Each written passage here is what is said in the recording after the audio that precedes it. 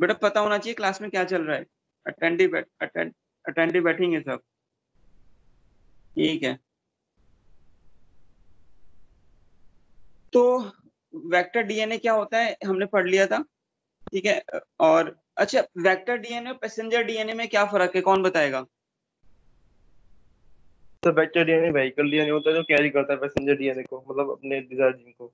हाँ एग्जैक्टली। फिर passenger passenger वो डीएनए, होता है जो हमारा फॉरेन डीएनए, मतलब जो हमें वो करना होता है। हाँ पैसेंजर डीएनए के टाइप्स बताए थे, याद है? सी डीएनए, सिंथेटिक डीएनए और रैंडम डीएनए, है ना?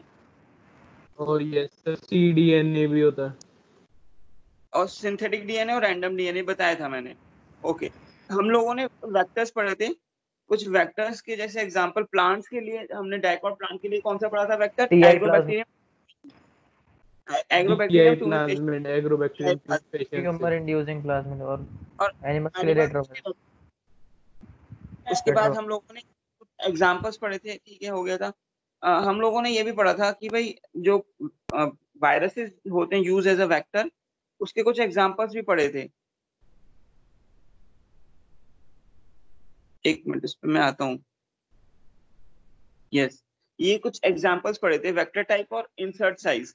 प्लाज्मिड का इंसर्ट साइज सबसे कम होता है, यैक और बैक का सबसे ज्यादा होता है। तो ये इंपॉर्टेंट है, तुम्हें आना चाहिए, ठीक है। ये वाला पेज हमने पढ़ा था कल, ये ठीक है।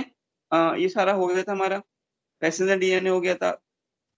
Process of RDT, process of RDT पढ़े थे, 3 पॉइंट डिस्कस किए थे। सबसे पहले हम क्या करेंगे, भाई डीएनए, जो पैसेंजर डीएनए है, व्हीकल डीएनए को आइसोलेट कर लेंगे, ठीक है। आइसोलेट करने के बाद जो extracted DNA isolated from the centrifugation को यूज कर फिर पीसीआर करेंगे, जीन एम्प्लीफिकेशन करेंगे, PCR, in vitro gene amplification, वही पढ़ रहे थे हम लोग। तो पीसीआर जो टेक्निक थी वो in vitro gene amplification technique थी, जीन क्लोनिंग की, डेवलप की थी कैरी मोलिस ने 1985 में। तो जीन क्लोनिंग क्या होता है, मतलब एक डीएनए की कई सारी कॉपी बना देना। तो हम लोगों ने कुछ रिक्वायरमेंट्स थी पीसीआर की। तो रिक्वायरमेंट क्या थी, हमें 2 सेट ऑफ प्राइमर चाहिए होते हैं, हम लोगों को हीट स्टेबल एंजाइम चाहिए होता है, जो कि हमें, जैसे टैग पॉलीमरेज यूज किया हमने थर्मस एक्वाटिकस से, और हम लोगों को डीएनटीपी चाहिए, ठीक है, तभी तो काम होगा। तो आगे हमने बढ़ा, आगे बढ़ते हैं। तो स्टेप्स ऑफ पीसीआर हम पढ़ रहे थे, तो मैं इसको एक बार फिर से रिपीट करते हैं स्टेप्स पीसीआर के बारे में, ठीक है। अब सुनेंगे, एक बार फिर से सुनेंगे।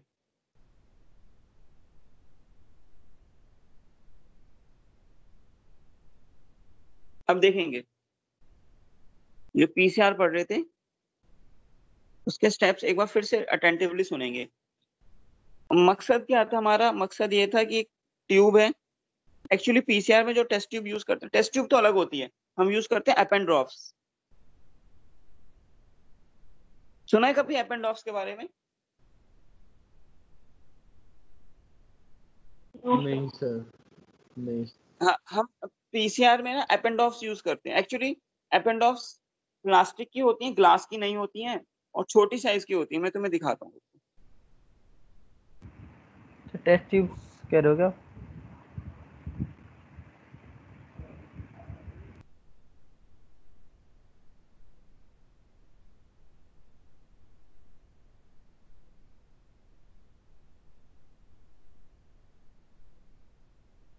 कुछ इस टाइप की होती है एपेंड्रॉफ्स,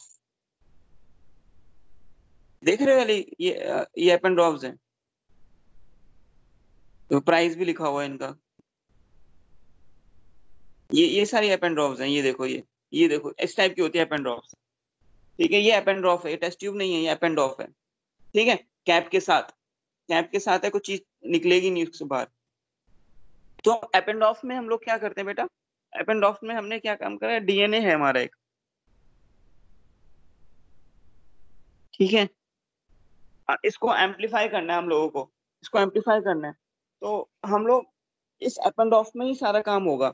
इसमें इसको डीनेचर करेंगे, ठीक है, इसमें प्राइमर डालेंगे, जो भी चीज डालेंगे एंजाइम इस एपेंडॉफ में ही हम डालते हैं, ठीक है। तो जो काम हो रहा है सारा टेस्ट ट्यूब में हो रहा है, एपेंडॉफ में। It is not a test tube, ये एपेंडॉफ है।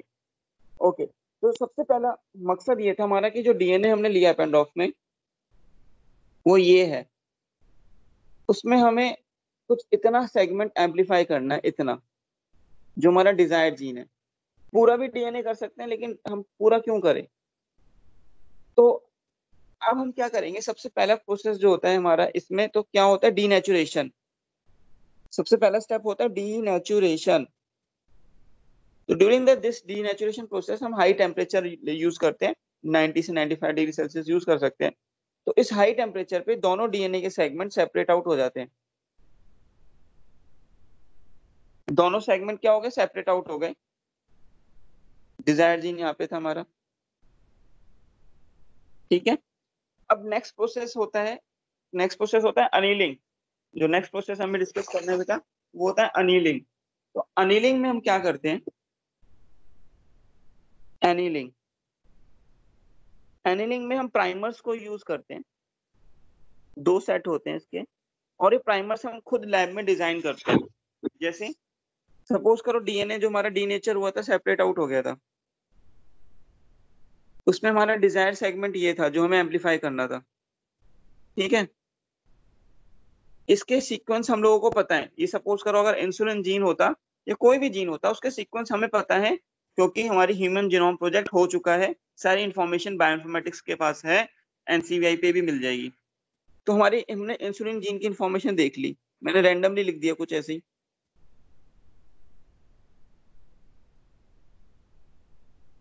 ठीक है, and so on.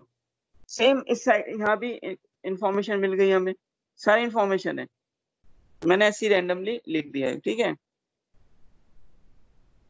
And so on. अब हम क्या काम करेंगे, जो 2 सेट प्राइमर हमने डिजाइन करेंगे, कैसे डिजाइन करेंगे, हम लोगों को सीक्वेंस पता है, तो भाई ये वाला ATCGG कुछ सीक्वेंस 8 10 12 14 बेस पेयर का देख लेंगे, और एक बना लेंगे जैसे TAGCCCGGG बना लिया एक प्राइमर, और एक प्राइमर यहाँ इसके लिए बना लिया GGCCCGC ऐसे कर कर, ठीक है। अब हम क्या काम करेंगे, टेम्परेचर 50 से 50 डिग्री के आसपास, उस पे ये प्राइमर्स अपेंड ऑफ में डाल देंगे। जो अपेंड ऑफ थी ना, जब उनको डीनेचर हो गया तो डीएनए सेपरेट हो गया, अब प्राइमर्स भी ऊपर से डाल देंगे। जब प्राइमर्स डाले तो ये जो प्राइमर था ये वाला, इसके कॉम्प्लीमेंट्री तो यहाँ जाके बाइंड हो जाएगा। ये जो प्राइमर था ये इसके कॉम्प्लीमेंट्री तो यहाँ जाके बाइंड हो जाएगा, ठीक है। तो अगर ये स्ट्रैंड 3 to 5 है, तो ये 5 to 3 बाइंड हो गया, 3 प्राइम पे OH आ गया। अगर ये होगा 3 to 5, ठीक है, तो ये होगा 5 to 3, 3 प्राइम पे क्या हो जाएगा, OH। हमेशा एक्सटेंशन के लिए 3 प्राइम OH फ्री होना चाहिए, तुम लोगों को पता है। तो ये स्टेप अनिलिंग का हो गया, जिसमें हमने प्राइमर्स डाल दिए। प्राइमर्स डालना जरूरी इसलिए होता है क्योंकि डीएनए पॉलीमरेज इनिशिएट नहीं कर पाता, तुम लोगों को मैंने बताया था रेप्लिकेशन में। नेक्स्ट स्टेप जो पढ़ना होता है वो पढ़ना होता है एक्सटेंशन। इस एक्सटेंशन में क्या होता है, जैसे ये हमारा डीएनए था,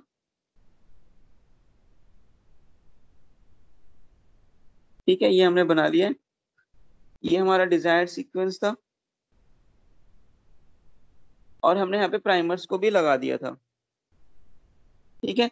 अब क्या करते हैं, अब यहाँ पे ना एक एंजाइम को बाइंड कराते हैं हम, एंजाइम उस एपेंड ऑफ में ऊपर से एंजाइम्स भी डाल देते हैं, टैग पॉलीमरेज।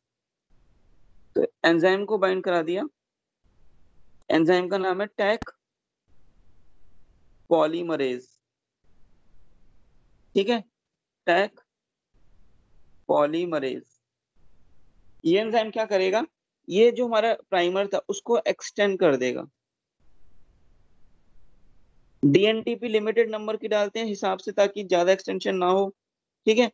तो जब ये एक्सटेंड कर देगा, तो एक डीएनए तो ये रहा,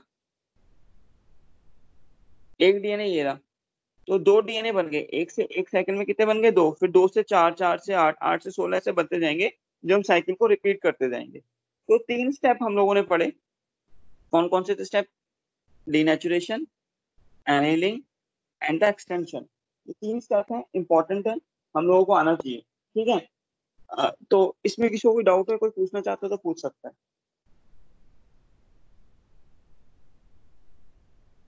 कोई डाउट नहीं है, नो सर। चलो फिर आगे बढ़ते हैं। आगे देखो, अगर मैं तुमसे क्वेश्चन पूछता हूँ, एक क्वेश्चन अगर मैं पूछूं कि सपोज करो इनिशियल फ्रेगमेंट जो हम पीसीआर जब चालू कर रहे थे, तो इनिशियल, मैं से लिख लेता हूँ, इनिशियल फ्रेगमेंट एक था डीएनए का, तुम लोगों को फाइनल फ्रेगमेंट बताना है, फाइनल कितने डीएनए बन जाएंगे, डीएनए के फ्रेगमेंट बन जाएंगे अगर पीसीआर 10 साइकिल चले। 2 raised to power 10. 1024 Sir, तो 1 2 into 2 is raised to power 10. बनेंगे। 1024 1024 हाँ ओके ओके, तो तुम लोगों को क्या याद रखना है, एक formula mf equals to mi into 2 raise to power n, मतलब mf मतलब फाइनल फ्रेगमेंट जो पूछा जाए, mf मतलब final DNA fragment, mi initial DNA fragment और n number of cycles. In this case ये ऐसा हो जाता, ठीक है। तो तुम्हें बस सिंपल ऐसे बताना है, तो तुम लोगों को अगर क्वेश्चन आता है तो इसको यूज कर लेना, बाकी ये तुम्हारी बुक्स में है नहीं, ठीक है। अच्छा, ये हो गया हमारा, हम लोगों ने पीसीआर के कुछ स्टेप्स पढ़े। तो अगर हम देखें, ये लैंग्वेज में पढ़ते हैं एक बार पीसीआर को, क्या है एक बार सुनेंगे भाई, ध्यान से मेरे साथ पढ़ेंगे, रीड करेंगे। कैरी मुलिस ने डिस्कवर किया था, ठीक है, 1993 में उनको नोबेल प्राइज मिला। चलो, PCR is a method of amplifying a specific region of DNA molecule without the requirement for the time-consuming cloning procedure। जो हम लोग इन विवो जीन क्लोनिंग करते हैं ना, इन विवो जीन क्लोनिंग या डीएनए क्लोनिंग, वो टाइम कंज्यूमिंग है। Time consuming क्यों है, सोचो भाई, रिकॉम्बिनेंट डीएनए बनाना, ट्रांसफॉर्मेशन करना, सिलेक्शन करना, एम्प्लीफिकेशन करना, फिर बैक्टीरिया को ग्रो कराना, तो इट टेक्स टाइम। लेकिन जो पीसीआर है बेटा, बहुत ही जल्दी हो जाएगा, आधे घंटा 1 घंटे, मतलब आधे 1 घंटे में तो बहुत ज्यादा डीएनए की कॉपी बना लोगे तुम, तो ये बहुत जल्दी हो जाता है।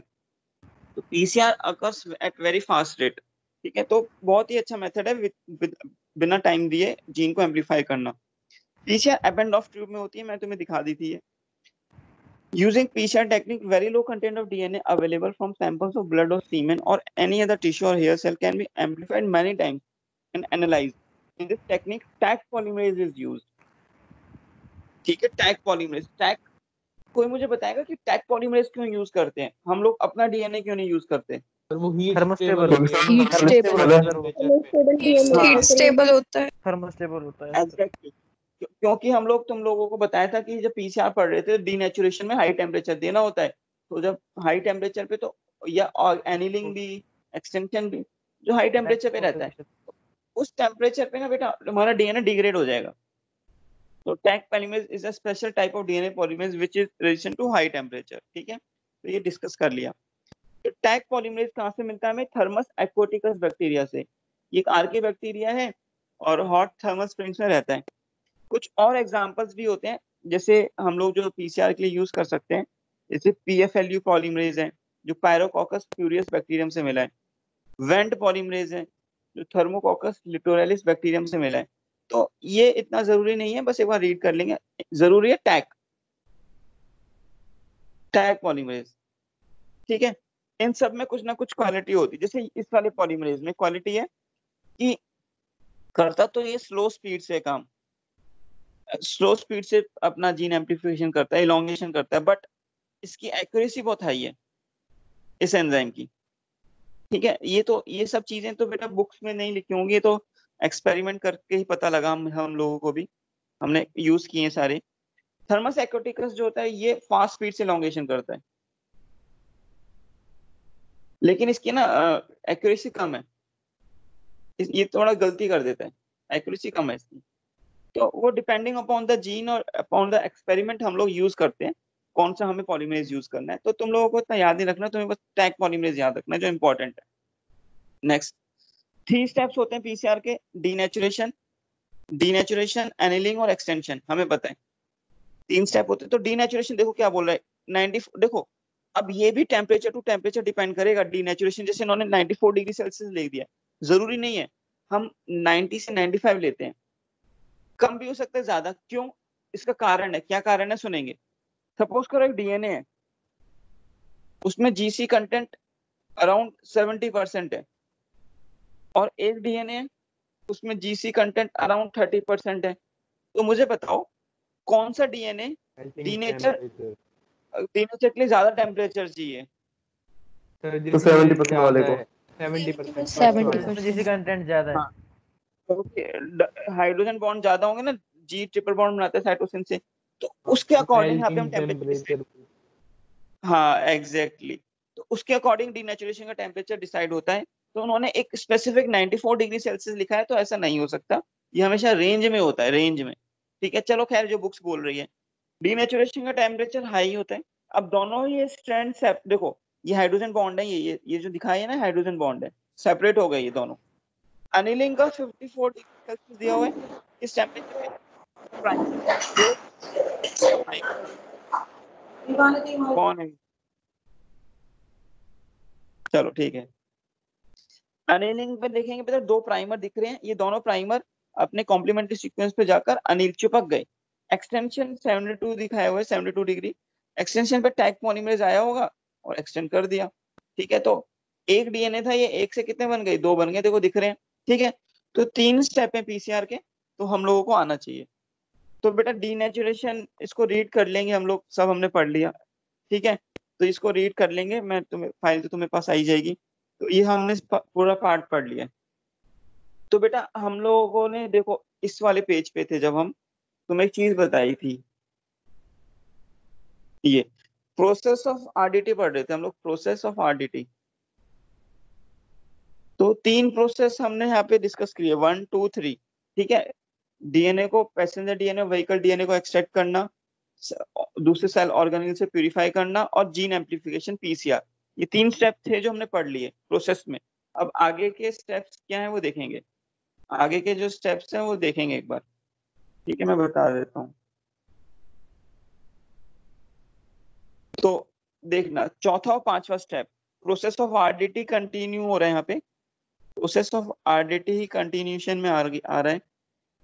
तो 3 स्टेप हमने पहले डिस्कस कर लिए थे। तो चौथा स्टेप क्या बोलता है, both the passenger and vehicle DNA are then cleaved by using the same restriction endonuclease। मतलब क्या कारण था, देखो सबसे पहले हम लोगों ने क्या किया, वेक्टर डीएनए और पैसेंजर डीएनए इनको आइसोलेट किया। आइसोलेट करेंगे ना भाई, बिना आइसोलेट करे तो काम होगा ही नहीं। जब आइसोलेट करा तो भाई एक एपेंड्रॉफ है, इसमें हमारा वेक्टर डीएनए भी है और कुछ इम्प्योरिटीज भी है इसमें। तो ये पहला स्टेप था प्रोसेस का, कुछ इम्प्योरिटीज भी हैं, तो इसमें भी कुछ इम्प्योरिटीज होंगी। इसमें हमारा पैसेंजर डीएनए पड़ा हुआ है और कुछ इम्प्योरिटीज भी हैं। तो हम क्या करेंगे, अपना प्यूरिफाई कर लेंगे इसको क्या कर लेंगे, सेकंड स्टेप क्या था हमारा, इसको हम क्या करेंगे सेकंड स्टेप में प्यूरिफाई। तो मैं यहाँ लिख देता हूँ सेकंड, एक मिनट,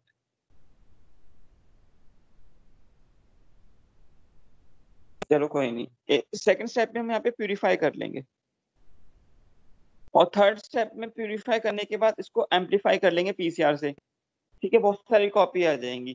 तो ये 3 स्टेप पढ़ ली। अब चौथा स्टेप क्या बोल रहे हैं कि चौथा स्टेप में देखना, मैं इसको थोड़ा कर देता हूँ।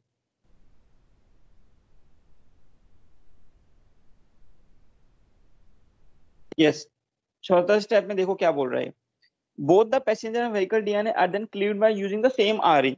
ये वेक्टर डीएनए था और ये पैसेंजर डीएनए है, इसको आरई से कट करेंगे, तुम लोगों को पता है, मैंने रिस्ट्रिक्शन एंडोन्यूक्लियोज से कट करेंगे, और ये सेम होना चाहिए रिस्ट्रिक्शन एंडोन्यूक्लियोज। कोई कारण बताएगा कि दोनों सेम क्यों होना चाहिए, ताकि सर वो कॉम्प्लीमेंट्री ताकि हो सर सेम उससे कॉम्प्लीमेंट्री बना सर इंसर्ट साइज मतलब तो सेम आए। हाँ, क्योंकि बेटा जब ये सेम आरई से कट करेंगे तो इनमें स्टिकी एंड बन जाएंगे, और जो स्टिकी एंड होंगे वो सेम होंगे, कॉम्प्लीमेंट्री टू ईच अदर, जो डीएनए लाइगेज उसको चिपका देगा। तो सेम आरई से कट करेंगे वेक्टर डीएनए को भी और पैसेंजर डीएनए को भी, तो to generate the complementary sticky end, देखो लिखा है। तो फोर्थ पॉइंट तो ये हो ही गया। फिफ्थ पॉइंट में क्या होगा, जब जब ये ऐसा हो गया और डिजायर डीएनए लिख गया, तो कौन सा यूज करेंगे, डीएनए लाइगेज, तो हमारा रिकॉम्बिनेंट डीएनए बन जाएगा। तो फिफ्थ स्टेप भी पता है हमें, the complementary sticky end of the passenger and vehicle DNA are joined with the DNA ligase enzyme, this gives rise to the recombinant DNA. तो ये भी हमने पढ़ लिया था। सिक्स्थ स्टेप क्या है, the recombinant DNA is now inserted into the host cell. जो रिकॉम्बिनेंट डीएनए बना हमारा, जैसे सपोज करो ये रिकॉम्बिनेंट डीएनए बना, अब हम क्या करेंगे, ट्रांसफॉर्मेशन याद करो। ट्रांसफॉर्मेशन में वो इकोलाई के अंदर जाएगा ना, ये इकोलाई के अंदर जाएगा। The bacteria to be use as host should be without plasmids. Bacteria जो यूज होते हैं विदाउट प्लाज्मिड होना चाहिए। कोई कारण बताएगा क्यों? जो होस्ट होगा बैक्टीरिया, जो बैक्टीरिया होस्ट होगा वो विदाउट प्लाज्मिड होना चाहिए। कोई कारण बताएगा क्यों? सर वो खुद ही रेप्लिकेट करता रहेगा अपना, फिर वो इसको रेप्लिकेट ना करने दें। अच्छा, और कोई? एक बार दोबारा रिपीट करना क्वेश्चन। ये कह रहा है मुकुल कि भाई जो ट्रांसफॉर्मेशन करते हैं ना, जिस बैक्टीरिया में ये रिकॉम्बिनेंट डीएनए जिस होस्ट में जाएगा, जिस होस्ट बैक्टीरिया में जाएगा, तो उस होस्ट बैक्टीरिया में उसका न्यूक्लियोटाइड तो होना चाहिए, लेकिन उसमें प्लाज्मिड नहीं होना चाहिए पहले से। क्योंकि उसमें सर प्लाज्मिड प्लाज्मिड क्यों सर नहीं? रेजिस्टेंट प्लाज्मिड बनाता है और सर कुछ ऐसे प्लाज्मिड आता है जो उसको किल कर सकते हैं सर। हाँ बिल्कुल, दो तीन कारण है। देखो पहला कारण जैसे तुमने बोला, सही बोला, सपोज करो इसमें कोई प्लाज्मिड है हमारे रिकॉम्बिनेंट डीएनए में एमपी, सपोज करो हम लोगों ने एम्पिसिन रेजिस्टेंट साइट डाली है और टेट्रासाइक्लिन भी है, ठीक है, और इस पे खुद का प्लाज्मिड है, उस पे भी एम्पिसिन और टेट्रासाइक्लिन पहले से प्रेजेंट है, तो कोई फायदा ही नहीं हुआ। अगर तुम इंसर्शनल इनएक्टिवेशन भी करोगे तो भी कुछ फायदा नहीं होगा, एंटीबायोटिक का काम ही नहीं होगा। दूसरा कारण, जगह ही नहीं मिलेगी। बैक्टीरिया का साइज एक छोटा सा है, स्पेसिफिक है, न्यूक्लियोइड भी है, उसका खुद का प्लाज्मिड भी है, और तुम ऊपर से और प्लाज्मिड डाल दो तो जगह ही नहीं मिलेगी उसको। ठीक है, बैक्टीरिया पे लिमिटेशन है ना, छोटा सा तो खुद है ही वो, दिखता भी नहीं है ना आंखों से, तो उस पे और पहले तो प्लाज्मिड और दूसरा और डाल दो प्लाज्मिड, जगह ही नहीं है तो कहाँ से आएगा। तो इसलिए उस पे खुद का प्लाज्मिड नहीं होना चाहिए पहले से। ठीक है, जो हमारा 6 पॉइंट है ये कह रहे हैं। तो 6 पॉइंट हो गया कि होस्ट सेल में डालेंगे, ट्रांसफॉर्मेशन करेंगे, एक्चुअली ये स्टेप ट्रांसफॉर्मेशन का है। ओके, अब क्या होगा, the host cells are treated with, अच्छा ये कॉम्पिटेंट सेल है, ये अभी हम पढ़ेंगे आगे, फोर्थ स्टेप अभी आगे पढ़ेंगे। ठीक है, 7th और 8th step, 8th step amplification का, ये हम आगे पढ़ेंगे अभी। ठीक है, अब सुनो, तो इस प्रोसेस पे हम वापस पे आएंगे दोबारा से। तो हम लोगों ने यहाँ पे प्रोसेस पढ़ ली है इसके, ये डायग्राम एनसीईआरटी का इंपॉर्टेंट है, तुमसे बोर्ड में कई बार पूछा गया, तो समझने की कोशिश करेंगे। ये डायग्राम किसका, एक्शन ऑफ आरई, जिसका नाम है इको R1। आरई मतलब रिस्ट्रिक्शन एंडोन्यूक्लियस दिया है, तो action of restriction endonuclease Eco R1। देखो ये हम बता चुके हैं वैसे, वेक्टर डीएनए है, GAATC जी, समझ आ रहा है? यार देखो GAATC, और ये हमारा पैसेंजर डीएनए यस सर। यहाँ पर और यहाँ पर कट कर रहा है इको R1, मैंने बताया था, यहाँ पर और यहाँ पे कट कर रहा है इको R1, जी और ए के बीच में कट करता है, जी और ए के बीच में, तो तुम्हें सीक्वेंस याद रखना होगा। तो जब कट होगा तो देखो ये स्टिकी एंड बन जाएगा, यहाँ पे ये वाला सीक्वेंस बाहर हो जाएगा, और जब ये कट करेगा तो ये वाला सीक्वेंस बाहर हो जाएगा, तो ये स्टिकी एंड बन गया, ये स्टिकी एंड बन गया। डीएनए लाइगेज को यूज करेंगे तो ये चिपक जाएंगे, तो चिपक जाएंगे तो क्या बन गया, रिकॉम्बिनेंट डीएनए। तो ये डायग्राम तो हमने पढ़ा ही था, तो वही एनसीईआरटी का डायग्राम यहाँ पे लगाया है। आगे देखो, आगे बेटा सर ये ये प्रोसेस हाइड्रोजन है। बॉन्ड्स तो अपने आप ही बन जाते होंगे ना? हाँ कॉम्प्लीमेंट्री होते हैं ना, तो ये डीएनए लाइगेज फैसिलिटेट करता है हाइड्रोजन बॉन्ड को बनाने के लिए, तभी तो एंजाइम यूज किया। ठीक है, ओके। लाइगेज तो अब बस क्या होता है, फॉस्फोडाइएस्टर बनाता है ना? हाँ सॉरी, लाइगेज तो फॉस्फोडाइस्टर बॉन्ड बनाएगा। ये हाइड्रोजन बॉन्ड जब कॉम्प्लीमेंट्री होते हैं, जब ये आसपास नजदीक आते हैं तो खुद पर खुद बना लेते हैं। यस सही बोला, लाइगेज फॉस्फोडाइस्टर बॉन्ड बनाएगा, बिल्कुल सही। लाइगेज क्या काम करेगा, लाइगेज ये काम करेगा भाई, जो हमारा ये है, ठीक है, इस जो फ्री फॉस्फेट ग्रुप होगा, ठीक है, और एक न्यूक्लियोटाइड को यहाँ से ज्वाइन कर देगा फॉस्फोडाइस्टर बॉन्ड बनाकर। ठीक है, जैसे ये जी है, अब यहाँ पे जी है यस तो यहाँ सर। पे ए आना है, तो जी को ए के साथ जोड़ देगा, लेकिन ए और टी तो हाइड्रोजन बॉन्ड से जुड़ेंगे, ठीक है, तो ये लाइगेज काम करेगा। खैर, रिकॉम्बिनेंट डीएनए बन गया, ये आगे सुनेंगे। ये प्रोसेस ऑफ आरडीटी है। क्या था, फॉरेन डीएनए लिया, मतलब पैसेंजर डीएनए। फॉरेन डीएनए कौन सा, ये पैसेंजर डीएनए। ये डायग्राम ये एनसीईआरटी का, ये भी इसलिए डाला हुआ है, पूछेगा, लेबलिंग भी पूछ लेगा। वेक्टर डीएनए प्लाज्मिड, सेम आरई से कट करा, same restriction enzyme cutting both foreign and vector DNA at specific point. ठीक है, ये हमारा सपोज करो डिजायर्ड जीन होता, तो लाइगेज की मदद से हमने इसको ज्वाइन कर दिया, तो ये रिकॉम्बिनेंट डीएनए बन गया। ट्रांसफॉर्मेशन कर दी, इस ई कोलाई में चला गया, और जब ट्रांसफॉर्मेशन करने के बाद यहाँ पे क्या कर दी, कल्चर कर दिया, एम्प्लीफिकेशन कर दिया। एम्प्लीफिकेशन में क्या हुआ होगा, सेल डिवाइड, बाइनरी फिजन, 1 से 2, 2 से 4 हुआ होगा। तो ये पूरा प्रोसेस है आरडीटी का। तो अगर तुमसे आरडीटी के प्रोसेस पूछा जाता है एग्जाम में कि right the steps of process of RDT, तो बेटा माइक ऑफ करेंगे, किसका ऑन है ये? तो ये कोई किसका ऑन है? अरे वैसे तो साफ। बोलते नहीं है सर, बीच में माइक ऑन कर लेते हैं। किसका ऑन है पता नहीं। सब एक म्यूट कर दो सर। साक्षी बेटा है माइक सर। ऑफ। ठीक है,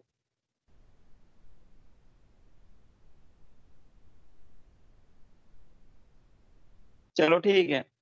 तो बेटा प्रोसेस ऑफ आरडीटी में तुम क्या लिखोगे, तुमसे अगर पूछा जाए, सबसे पहले तुम क्या करोगे, वेक्टर डीएनए और फॉरेन डीएनए को आइसोलेट करोगे, पहला पॉइंट। दूसरा पॉइंट क्या करोगे भाई, जब आइसोलेट हो गया तो तुम इसको प्यूरिफाई भी तो करोगे, क्योंकि आइसोलेट करते हो तो इम्प्योरिटीज आती हैं। दूसरे स्टेप में क्या करोगे, प्यूरिफाई। पहले स्टेप में आइसोलेट। तीसरे स्टेप में क्या करोगे, पीसीआर चलाओगे, क्योंकि जब तुमने आइसोलेट किया वो कहीं सैंपल खराब ना हो जाए, तो तुम पे कई सारी कॉपी होनी चाहिए, जीन एम्प्लीफिकेशन कर दोगे पीसीआर से। चौथा स्टेप क्या करोगे, उन दोनों को कट करोगे सेम आरई से, सेम रिस्ट्रिक्शन एंडोन्यूक्लियस से। पांचवा पॉइंट क्या करोगे, जब वो दोनों कट हो जाएंगे तो डीएनए लाइगेज यूज करोगे ना, डीएनए लाइगेज को यूज करके रिकॉम्बिनेंट डीएनए बन जाएगा। जब रिकॉम्बिनेंट डीएनए बन गया, छठा पॉइंट क्या करोगे, छठा पॉइंट करोगे ट्रांसफॉर्मेशन। ट्रांसफॉर्मेशन हो गया, जब ट्रांसफॉर्मेशन हो गया तो सातवां पॉइंट क्या करोगे, ये इसको फिर क्या करा हमने, सेल को डिवाइड करने छोड़ दिया, या जीन एक्सप्रेशन कराना तो जीन एक्सप्रेशन होगा, वो हम काम करेंगे। तो बेटा ये हमारा पूरा प्रोसेस था आरडीटी का, तुम्हें आना चाहिए विद पॉइंट सीक्वेंस। तो एक बार फिर से कोई एक बच्चा मुझे रिपीट करके बता दे सारे प्रोसेस जो हमने डिस्कस करे। कोई भी बच्चा बोलेगा कि सारे प्रोसेस आरडीटी के क्या है, स्टेप बाय स्टेप।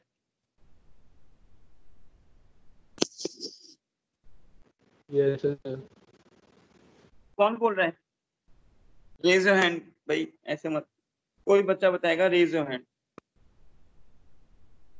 3 बच्चों के रिलीज है, बोलो हिमांशु, तुम भी बोल दो। Yes sir. पहले सर हम आइसोलेट करते हैं सर डीएनए को। सर पूरा प्रोसेस बताना है क्या? कौन सा डीएनए?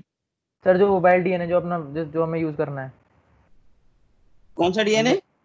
जो सर वो होता है ना, वो बोलते हैं जो वो डिजायर डीएनए, नहीं, वो होता है जो जिसमें हमें लाइगेट करना बैक्टीरियल होता है। Cell DNA. Bacterial cell DNA, हाँ भाई। पहले बस सर हम यही उसे आइसोलेट, हाँ सर। आइसोलेट करते हैं पैसेंजर डीएनए और वेक्टर डीएनए दोनों को। Yes sir. हाँ, दूसरा स्टेप। सेकेंड स्टेप में सर उसको हम एम्पलीफाई करते हैं पीसीआर से। पीसीआर में हम सर पहले डीनेचुरेशन करते हैं, फिर एनेलिंग करते हैं, फिर उसका एक्सटेंशन करते हैं। तो प्यूरिफिकेशन नहीं करोगे, जब आइसोलेट करोगे तो इम्प्योरिटीज भी तो आएंगी। हाँ सर, वेरीफाई भी करेंगे। फिर सर हाँ। सेपरेशन, उसके बाद फिर पीसीआर के बाद सर सेपरेशन एंड आइसोलेशन करेंगे वो जेल इलेक्ट्रोफोरेसिस से। फिर सर अच्छा, ट्रांसफर करेंगे। इनडायरेक्ट डायरेक्ट मेथड दो होते हैं, प्लांट्स में टीआई प्लाज्मिड यूज करते हैं, एनिमल्स में रेट्रोवायरस यूज करते हैं। कहाँ कहाँ पहुंच गए? बोलो मनु, जरा तुम बोलो।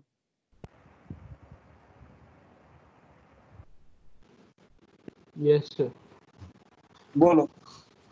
सर पहले तो हम अपने फॉरेन डीएनए जो है और वेक्टर है उसको आइसोलेट करेंगे, फिर देन प्योरीफाई करेंगे। प्योरीफाई करने के बाद फिर हम पीसीआर चलाएंगे, उससे हमारे पास बहुत सारे सेगमेंट्स आ जाएंगे, फिर हम उसमें से सिलेक्ट करेंगे कि कोई सा, फिर उसको वेक्टर में लाइगेट करेंगे, वेक्टर को फिर हम होस्ट के अंदर ट्रांसफर करेंगे।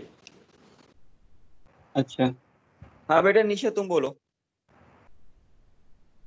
सर पहले पैसेंजर डीएनए और व्हीकल डीएनए को एक्सट्रैक्ट करेंगे, ठीक है, फिर प्योरीफाई करेंगे उन्हें, ठीक इम्प्योरिटीज जो है, होंगी, फिर उसके बाद ठीक है बेटा, पीसीआर चेन रिएक्शन करेंगे, ठीक है, फिर उसके बाद जो सर पैसेंजर डीएनए और व्हीकल डीएनए को से क्लीव करेंगे रेस्ट्रिक्शन एंडोन्यूक्लियोसिस से, बिल्कुल सही, फिर जो कॉम्प्लीमेंट्री स्टिकी एंड्स मिलेंगे उन्हें हम डीएनए लाइगेज से लाइगेट कर देंगे, एग्जैक्टली सही बोला, फिर उसके बाद सर उन्हें ट्रांसफॉर्म्ड करने के लिए छोड़ दे, ट्रांसफॉर्म करेंगे, फिर उसके बाद वो सेल्स जो होंगे ऐड करेंगे। हाँ सही, एग्जैक्टली सही, ये सारे पॉइंट्स से सही बोला बेटा तुमने, एक्सीलेंट। तो ये सारे हमारे पॉइंट्स थे हमारे उसके प्रोसेस ऑफ आरडीटी के। तो मैं एक बार फिर से रिपीट कर रहा हूँ, सुनेंगे। सबसे पहले हम लोग अपने पैसेंजर डीएनए और वेक्टर डीएनए को आइसोलेट करेंगे। जब ऐसा काम करते हैं तो उसमें कुछ इम्प्योरिटीज भी आ जाती हैं, क्योंकि प्रोटीन्स भी आ जाते हैं, आरएनए भी आएगा। तो हम क्या करते हैं, प्यूरिफिकेशन करते हैं, हम केवल डीएनए को एक्सट्रैक्ट कर लेते हैं, राइट। उसके बाद हम लोग क्या काम करेंगे, जब डीएनए एक्सट्रैक्ट हो गया हमारा, तो हम लोग एम्पलीफिकेशन करेंगे वेक्टर डीएनए की भी और जो हमारा डीएनए मिला। उसके बाद हम लोग सेम रिस्ट्रिक्शन एंजाइम से वेक्टर डीएनए को भी कट करेंगे और पैसेंजर डीएनए को भी कट करेंगे, राइट। उसके बाद हम क्या करते हैं, जब कट करने के बाद इन्होंने जेल इलेक्ट्रोफोरेसिस वाला पॉइंट मिस किया हुआ है, तो हम लोग अपना डिजायर्ड डीएनए भी निकाल लेंगे इलेक्ट्रोफोरेसिस से और डीएनए लाइगेज को यूज कर रिकॉम्बिनेंट डीएनए बना लेंगे।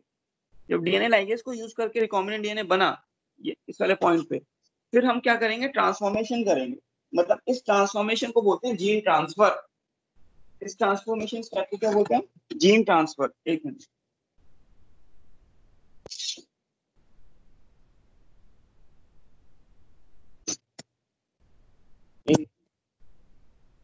यस, इसको बोलते हैं gene transfer.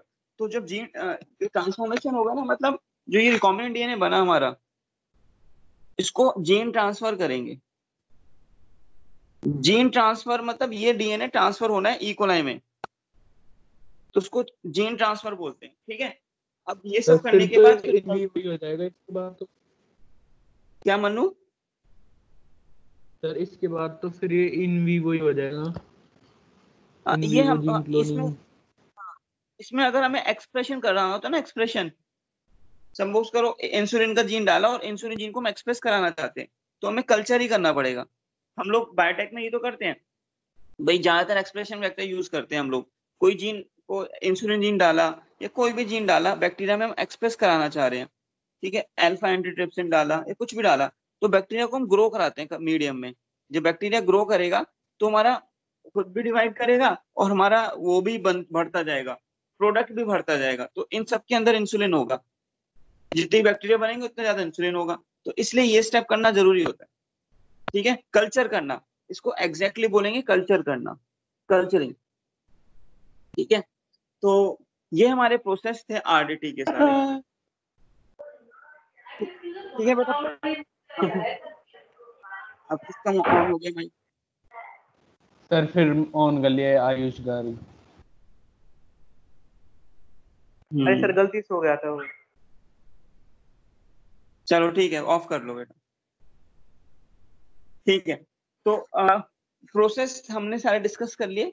Process of RDT सबको आना चाहिए बेटा, ये कैसे प्रोसेस चल रहा है, इंपॉर्टेंट है, ठीक है, बार बार बोल रहा हूँ, इंपॉर्टेंट है, सबको आना चाहिए। अब आगे बढ़ते हैं, जीन ट्रांसफर। जीन ट्रांसफर यही जो बोल रहे थे ना कि ये रिकॉम्बिनेंट डीएनए कैसे जाएगा होस्ट के अंदर, तो वो है जीन ट्रांसफर। अब सुनो जरा, transfer of desired gene from one organism into another is an important aspect of genetic engineering. Gene transfer मतलब वही है ना कि हम लोगों ने एक रिकॉम्बिनेंट डीएनए बनाया भाई, ठीक है। अब जब ये रिकॉम्बिनेंट डीएनए बनाया, आप लोग हम लोगों को क्या करना है, इसको होस्ट तक पहुंचाना है, होस्ट तक। हेलो, ठीक है, होस्ट तक पहुंचाना है। तो जब होस्ट तक पहुंचाना है तो इसको कैसे कर सकते हैं, इसको हमें करना होगा जीन ट्रांसफर, तो हमें करना होगा जीन ट्रांसफर। तो बेटा जीन ट्रांसफर टेक्निक है वो हम पढ़ने जा रहे हैं, ठीक है। तो समझ आया कि जीन ट्रांसफर क्या है टू बी एग्जैक्ट,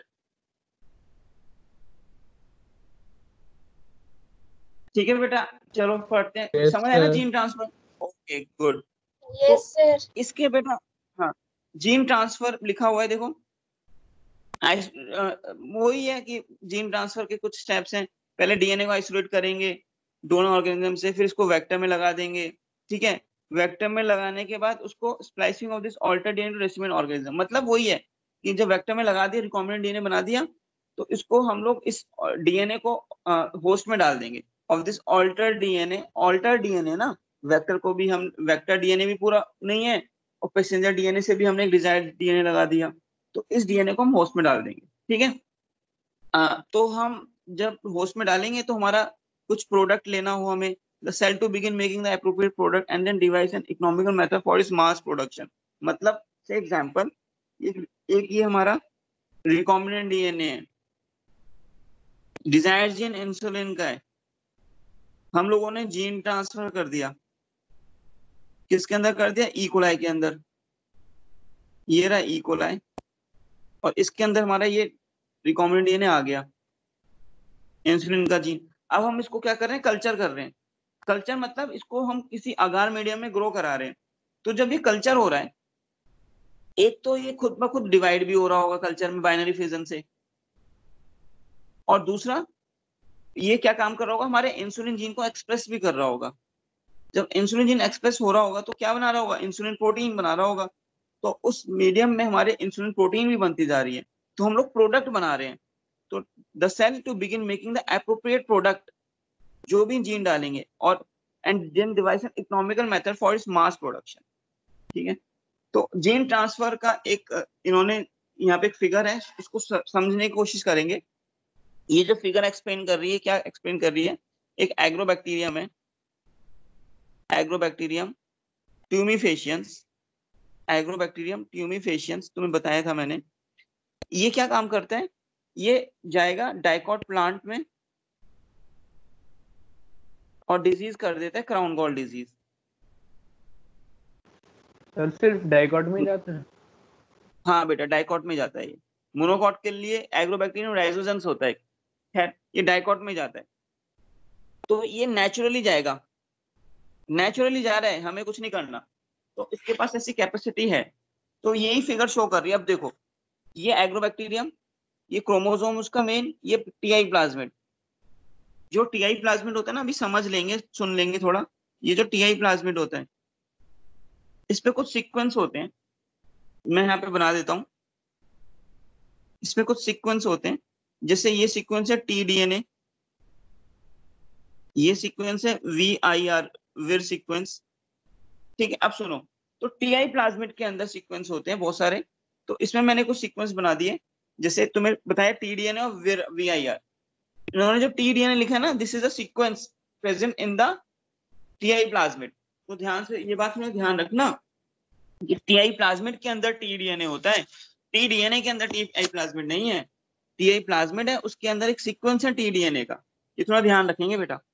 अब क्या होगा, अब ये देखो इस फिगर में दिखाई डाइकॉट प्लांट में जाता हुआ, ये प्लांट है डाइकॉट।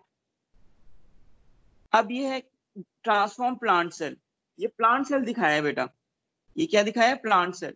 तो जब ये प्लांट के अंदर जाता है ना, देखो क्या करता है, सपोज करो ये प्लांट सेल है, सेल वॉल सब कुछ होगा, ये न्यूक्लियस है, this is nucleus of plant. जब ये टीआई प्लाज्मिड इसके अंदर जाएगा प्लांट सेल के अंदर, तो इसमें कुछ सीक्वेंस है टीडीएनए और विर, वीआईआर, विर। तो ये जो ये न्यूक्लियस है प्लांट का, और इसमें कुछ बना लेते हैं, ये क्या है, ये है क्रोमैटिन मटेरियल ऑफ प्लांट, ठीक है। अब क्या होता है, ध्यान सुनेंगे, अब क्या होता है, ये जो टीडीएनए सीक्वेंस है, ये टीडीएनए सीक्वेंस ये यहां से निकलेगा प्लाज्मिड से, और ये यहाँ पे जाके चिपक जाएगा, प्लांट के जीनोम में चिपक जाएगा।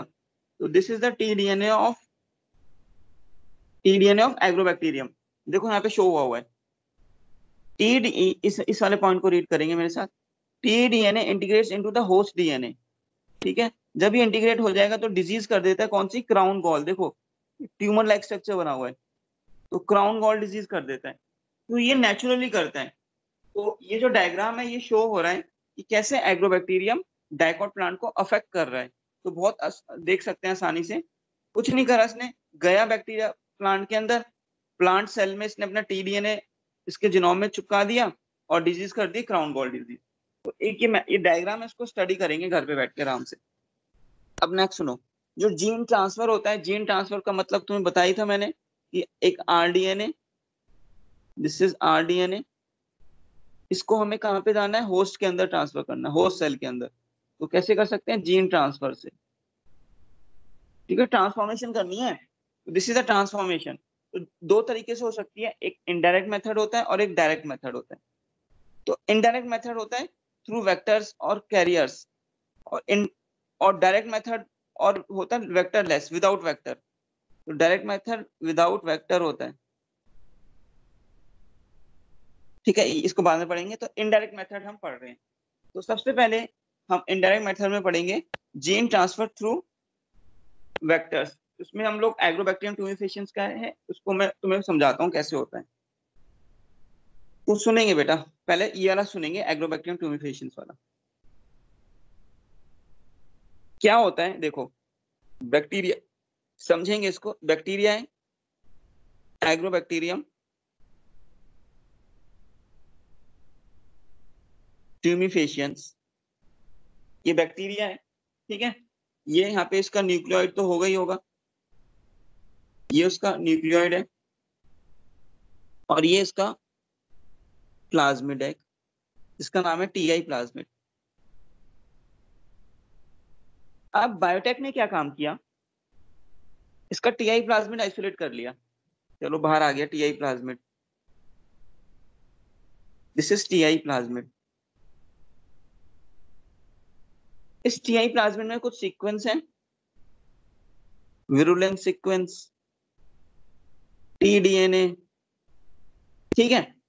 अब बायोटेक ने क्या काम किया, पहले इसको तो आइसोलेट कर लिया, प्यूरिफाई भी कर लिया होगा, एम्पलीफाई भी कर लिया होगा। अब जब ऐसा किया, अब देखो क्या करेंगे, इस टीआई प्लाज्मिड को ना नेक्स्ट स्टेप पे क्या करते हैं, डिसआर्म करते हैं, डिसआर्म करते हैं। डिसआर्म का मतलब क्या होता है, ये जो हमारा प्लाज्मिड था,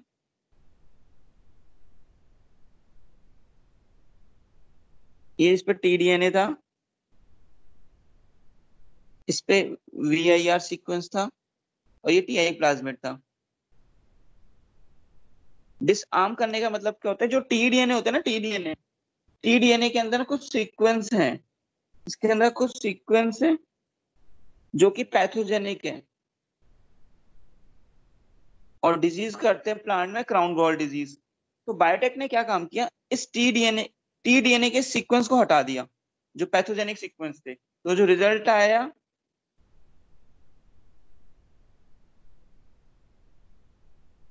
थोड़ा छोटा तो होगा ही साइज में,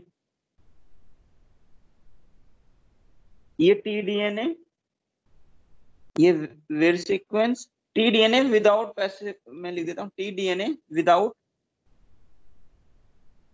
पैथोजेनिक, सीक्वेंस,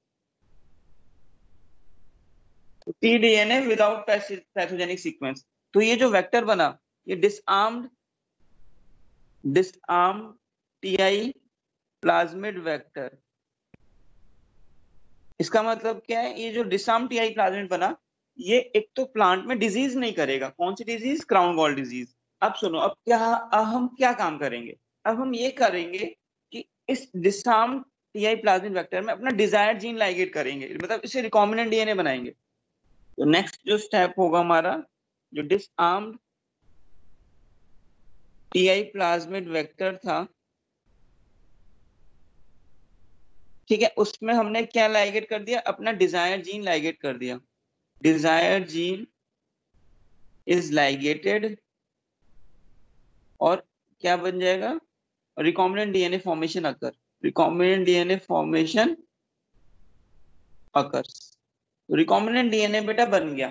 तो जब रिकॉम्बिनेंट डीएनए बन गया, अब हम क्या काम करेंगे, अब इसको हम ये नेचुरली जब रिकॉम्बिनेंट डीएनए बन गया, क्यों, अब ये नेचुरली जाएगा डाइकॉट प्लांट में और हमारे डिजायर जीन को पहुंचा देगा। कहाँ पहुंचा देगा? डाइकॉट प्लांट के अंदर। और डाइकॉट प्लांट के अंदर डिजीज भी नहीं करेगा। तो जो ये रिकॉम्बिनेंट डीएनए बना हमारा, ये टीआई प्लाज्मिड है, डिसार्म्ड वाला। सर हम टीडीएनए की जगह लगाते हैं उसको? इसको हमारे फॉरेन जीन को? फॉरेन डीएनए को टीडीएनए के साथ लगाएंगे। यस, टीडीएनए के साथ लगाएंगे, जिसमें विर सीक्वेंस भी होगा और टीडीएनए के साथ होगा फॉरेन डीएनए। वही बता रहा हूं मैं। ठीक है, देखो यहाँ देखो, ये हमारा डिजायर जीन है,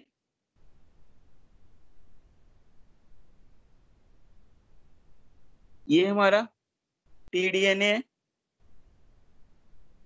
और ये हमारा विर सीक्वेंस है। तो ये क्या बन गया? रिकॉम्बिनेंट डीएनए हो गया। अब ये जो बना रिकॉम्बिनेंट डीएनए, अब डिजायर, अब ये खुद ही जाएगा, किधर जाएगा? होस्ट प्लांट में। होस्ट प्लांट में, और हमारे डिजायर जीन को ट्रांसफर करा देगा। और होस्ट प्लांट में डिजीज भी नहीं होगी। क्यों नहीं डिजीज होगी? क्योंकि डिसार्म्ड है ये, इसको हमने डिसार्म कर दिया है। तो बायोटेक ने ये काम किया। एक बार लैंग्वेज पढ़ लेना, लैंग्वेज क्या करती है। अब सुनो, ये जो टीडीएनए होता है ना बेटा, टीडीएनए और विर सीक्वेंस का क्या काम होता है एक्चुअली? बात है कि इस सीक्वेंस का क्या काम है। विर सीक्वेंस का काम ये है कि विर सीक्वेंस, सर ये उसको ज्वाइन कर पाता है उसको, टीडीएनए को? facilitates the tDNA to ligate with the genome of plant या host plant, genome of plant, host plant। ठीक है, host plant।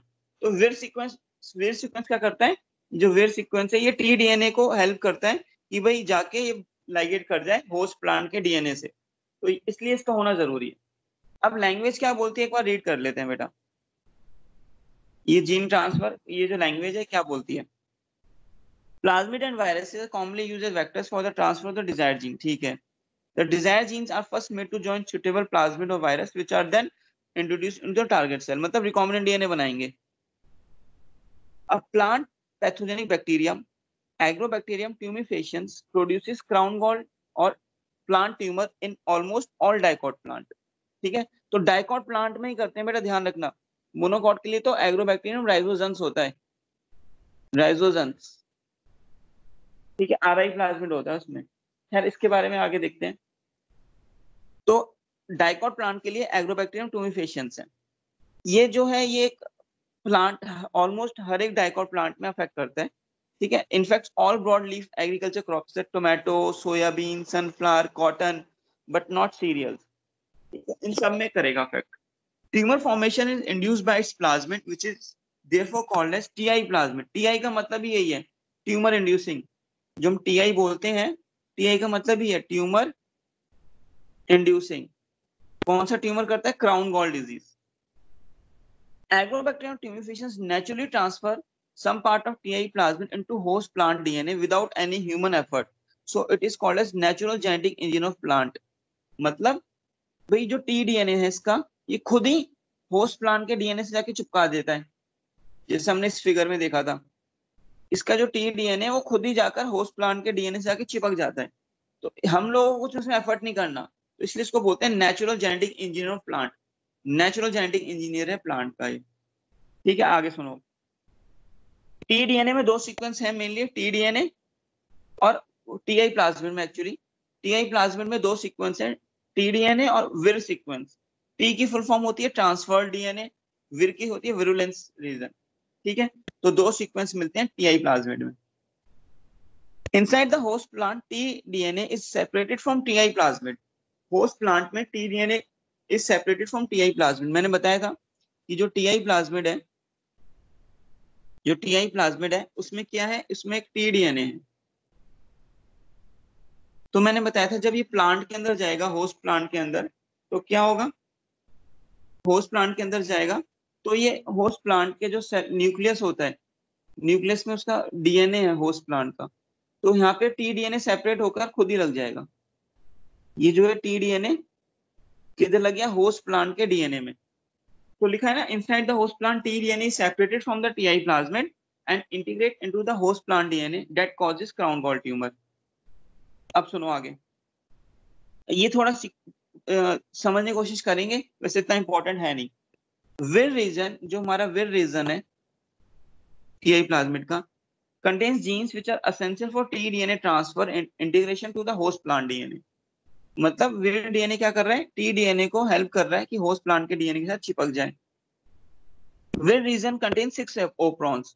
विर रीजन में 6 ओप्रॉन है, A B C D E जी नाम के 6 ओप्रॉन है, ठीक है। एसिटोसिरिंजोन इज एन इंड्यूसर ऑफ विर ओप्रॉन। तो विर ओप्रॉन को ऑन करने के लिए एक इंड्यूसर है जिसका नाम है एसिटोसिरिंजोन।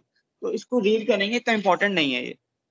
तो ये तो बस याद है करना है कि विर ओप्रॉन में कितने, सॉरी विर रीजन में कितने ओप्रॉन, 6 नाम दे दिए, ABCDEFG कर गई। और इसको इंड्यूस करने के लिए, विर ओप्रॉन को इंड्यूस करने के लिए तुम लोगों को कौन क्या इंड्यूसर चाहिए, एसिटोसिरिंजोन चाहिए। तो ये शायद ही पूछे, अभी तक तो कभी पूछा नहीं है, पर रीड जरूर कर लेंगे हम लोग इसको। Now we use TI plasmid vector. First we remove the tumor causing genes from tDNA region। मैंने बताया था ना, तुम लोगों को शायद यहाँ बताया था मैंने कि tDNA में पैथोजेनिक सीक्वेंस होते हैं, उस पैथोजेनिक सीक्वेंस को निकाल देते हैं। जो पैथोजेनिक सीक्वेंस निकल जाएगा तो वो क्या हो जाता है, डिसार्म। ये समझाया था मैंने यहाँ पर, तो वही चीज बोल रहा है यहाँ पे कि now we use TI plasmid as a vector. First we remove the tumor causing gene from tDNA region, ठीक है। Then this desired gene inserted in place of it. Now this plasmid is called disarm plasmid। ये disarm plasmid कहलाया जाएगा, ठीक है। अब same RI plasmid of Agrobacterium rhizostomes causing hairy root disease is used as a vector for gene transfer to the plant cell। Actually plant cell ये monocot है, ठीक है। तो monocot के लिए, तो बेटा ये हम लोगों ने पढ़ा gene transfer by using agrobacterium tumefaciens. किसी को कुछ पूछना है?